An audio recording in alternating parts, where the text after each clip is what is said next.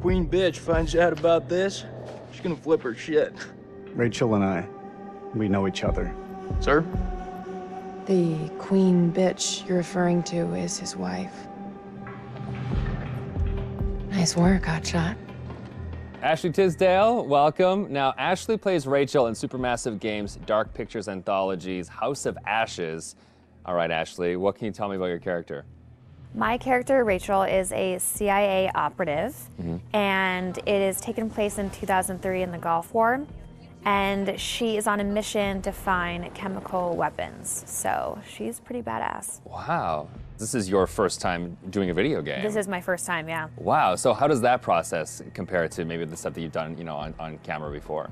I think that it's just very obviously a different approach to it. I do a lot of voiceover for animation series, so I would say it's more in line with that because you're in a studio all day and it's like you and the script and then also like some of the other characters, but it's just like kind of going through it really fast versus, one scene on a TV show or a movie could take like an hour to 2 hours. So you're constantly going through it. It's a really long process. But it's cool, it's different. You're wearing like heavy machinery on your head. And it's like getting all of your facial expressions. So it's pretty crazy. You can just be like completely like so muscular by the time you're done. Your neck will be. My neck is super strong. Yeah, the strongest neck ever now. Yeah. And how do you prepare for something like that? Then I feel like the script, it's not maybe necessarily you're preparing for particular scenes, everything is so varied. How do you really kind of get ready for it? I pretty much, obviously read the script beforehand, but I don't spend a lot of time on it like I would another script, like either with a movie or a TV, because it's the same thing of how I approach animations, is that I know when I'm here, I'm gonna be with the director and they're gonna have me do it like multiple different ways because there is multiple different directions the character can go. So if I were to fully prepare, I would maybe like put myself in this like, well, it's got to be this way, and I want to feel free to like be able to have them say, do it more sympathetic and do it more angry. And so I kind of don't fully prepare. I just know who the character is, and as long as I know the intention of what I'm saying, then I'm good. What is it? The guy who served me, I don't know. He was looking at me pretty strange. Probably doesn't get to see a woman like you around these parts very often. Especially one that showered. With any series or film, there's just that one linear path for your character. Yeah. And with this, you have the option of There's living out many the different multiple. arcs. Yeah, how do you kind of keep it all straight or keep a continuity with your character through all that? Honestly, I don't even remember half of it.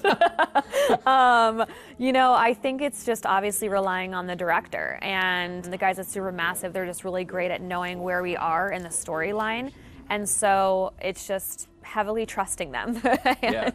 And then, just kind of knowing, that it's just gonna go. I can't, there's just so many different areas that it can go. And I could die in one of the things, and I could become a vampire. I can like live. It's just like, it's so crazy how opposite.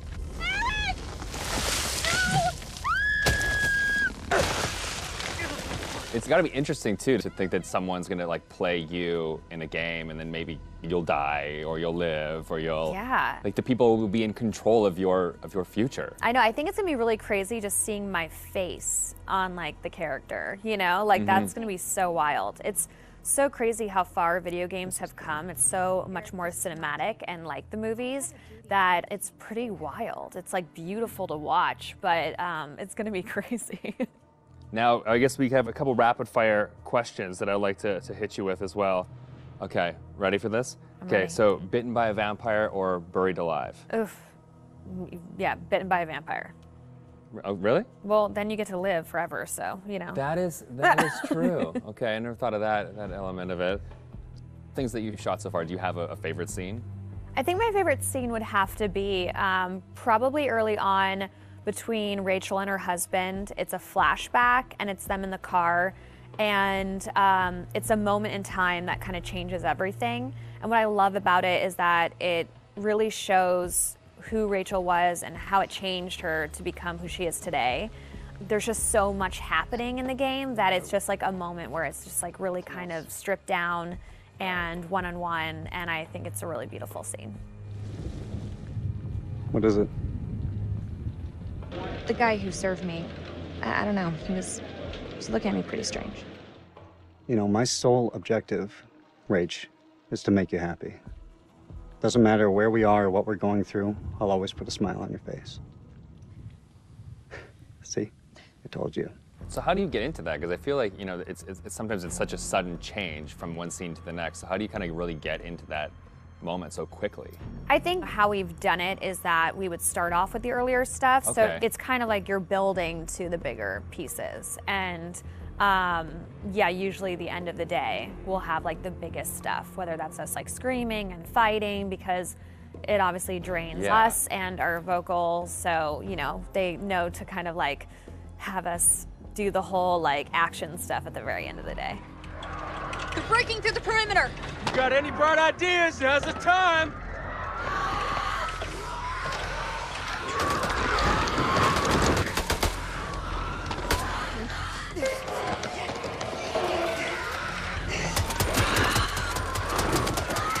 It's gonna be odd of being like, okay, now we're gonna be sweet, and now we're gonna be screaming. It's and hard then to you're go gonna be dying, backwards, and then you're gonna be back alive again, and this is a touching moment, and you're gonna die. Yeah, and the first time it's gonna be like a strange experience, kind of going off on your own and acting out that kind of separate. Yeah, it's definitely a very interesting process to watch, and it's different from anything I've ever done. Has it been hard to navigate doorways with the camera on? Like, do you find Oh, no, I take them off right away. Okay. Anytime I can get a break, because it is a heavy thing, and so it's just like most of the time I'm sitting on the couch with it, like holding the helmet up, because it's like, you know, it's like a weight on your head. So yeah. it's pretty crazy. It's expensive equipment. You don't want to like bang it on a door frame. No. Well, now that they've got you in the game, they can put you in anything. I know. I'm so excited because I've never been able to play something like this. Yeah, okay. Well, that's good. Cool. Thank you.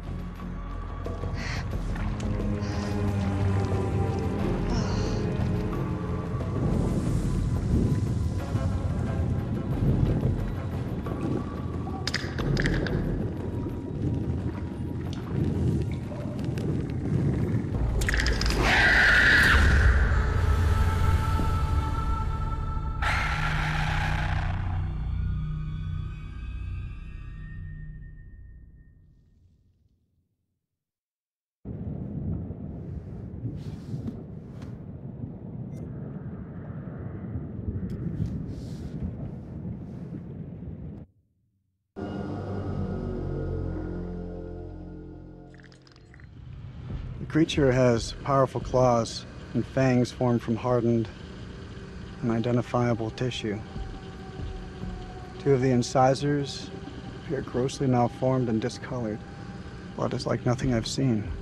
We always like to base our stories in some sort of real-world truth, a piece of folklore or a piece of mythology. With vampires, obviously, there's so much to choose from cultures all the way around the world. So rather than pick one particular legend, we thought it would be fun to create a monster that ties all of those legends together in some way. So we had an idea for a creature that lives underneath the ground and emerges every few years. Our vampire is actually an alien parasite. It invades a host body. The creatures that you see in House of Ashes, the winged demonic creatures, were actually once an intelligent race of cosmic nomads traveling through the stars on this big generation ship. They somehow picked up this alien parasite and it ravaged through their crew, and their ship went out of control and crash landed into prehistoric Earth, where it was buried under the ground in what is now the Zagros Mountains. Being a parasite, this alien slug needs to find a host body, a living body or a recently dead one. Once it invades that body, it grows inside it, killing the host if host is still alive. And its tendrils reach out into the host's brain and hijack its central nervous system, sort of reanimating it. It then goes on the hunt for blood.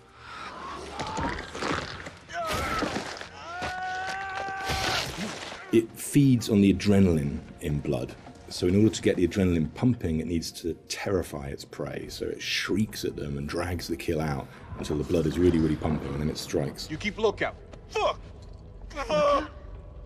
Lookout for what? We wanted to show the viewer different forms of the creature and make them think that initially it's a demon, then they think that it's a vampire, and then finally the revelation that it's an alien. So just to explain where the parasites have come to infect some of our game characters, this shows a game character who's going through different stages is infected, starts to affect the character, and there's a final look from that where the fangs are coming through the skull. So that's one of the developments of how our classic vampire is actually a host.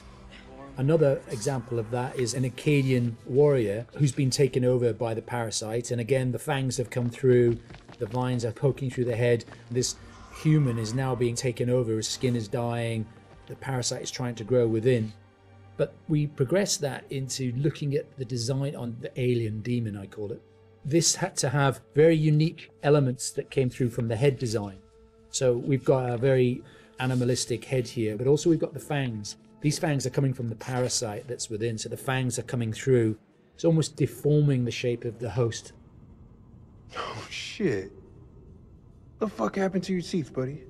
We refined that further to what is our final head, where the ear is part of the skull and it flexes open. A bit like a frill lizard, where the frill of the canopy comes out, our head is actually moving apart. And we've got illustrations that show that, where the head is dormant and is concealed, but then as it hears and wants to resonate, the skull expands open. And that then allows the creature to hear and pick up on anything within the environment. What With characters, it's always good to base at least some of it on anatomy that we recognise, and that provides a foundation for the vampire. It's bipedal and human in its structure, but we've just changed things, tweaked them, made them a bit more alien. So, for example, the ribs joined together at the sternum to form a rib cage, but we've expanded it out quite a lot, and some of the ribs are fused together to make bony plates. It's just to suggest that it's had a very different evolution from a human. We tried a version with human-style legs, but in the end, we went for a dog-type leg. It just made it more creature-like and more threatening. And we added bird-like talons on the toes, just to give it some natural weapons and make it into a predator. We didn't want to focus too much on bat reference, because we were trying to steer away a bit from the classic bat-like vampire. We did go for 2 sets of bat-like wings. One of the shots in the game is of the vampire jumping down from above, backlit with its wings out in an attack pose. And when we saw that pose, we decided to add an extra set of wings attached at the hip joint. It just really helped that silhouette. The environment is very interesting because they can use not just the floor, they can fly as well. They can walk on the walls, but they've got claws. So imagine something really interesting in a cave where you've got creatures coming towards you, from every angle. I think that visually is something impactful and very interesting to look at, and scary. One of the interesting parts is the finding of those nuances and details that really bring the character to life. How does it move? How does it behave and act? We had motion capture, and then we had the more traditional computer animation keyframing. On the motion capture side, there were a variety of different setups that we tested. We had arm extensions, and then we had various different leg stilts that our creature actor used. But what was apparent when filming this was that it really limited his movement. So in the end, we decided not to use any of that, and he just performed himself. Basically, this gave him the freedom to really express that physicality in acting and gesture. They react to sound like bats. They hear you, they hunt you. The vampires have these head plates, these bony kind of gristly structures on their heads that click and vibrate, kind of like a bat's echolocation. They're used to survey environments and to locate prey. We went through a lot of different iterations, and we tried a lot of different things. Like I think I sampled keyboards and mouse clicks, and then used a scooter fender and a wet trainer. And it made this organic, clicky, squeaky sound. And then I had a friend of mine in the States take a taser to a bunch of meat and a bunch of organic material, and it came out a lot more aggressive. It just sounded meaner. I got something for you! And then the biggest thing that we had was this little tiny drum and a rod with fishing line in between it. So when you twisted a rod, it made this clicking and popping sound. So that ended up being one of the main tonal layers for it. But none of them quite fit right. But once we put them all together and layered them all together on top of each other, then it started to actually work as a holistic, organic thing. Something entirely new to House of Ashes, which is a classic horror movie trope, is the vampire point of view shots. which we use a very wide lens, and we use some perspective distortion on those shots, which helps sell the power and hunger of the vampires as they're chasing the soldiers, and it helps make the soldiers feel very small and very weak. And doing so, it also helps us as the player realise that these vampires are inhuman, and that when we're watching what they're doing, they're bouncing off of walls and they're climbing on the ceilings and flying. At any time in the game, the players could be running through an endless maze of tunnels, and we use very tight shots on these with a lot of handheld, a lot of tilt again, to emphasise this claustrophobicness and this tension and not being able to see what's chasing them.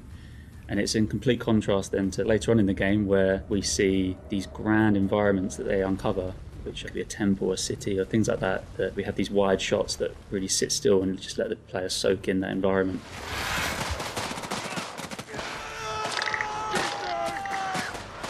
This is the most complex creature that we have ever animated in the studio. But the challenge is more than a challenge, is the fun to do it, because it's not a real creature. You can push it in a way that you can use your imagination to make it more interesting. We're facing an enemy we know zero about, an enemy of unknown size and their home turf. Sucks to be us.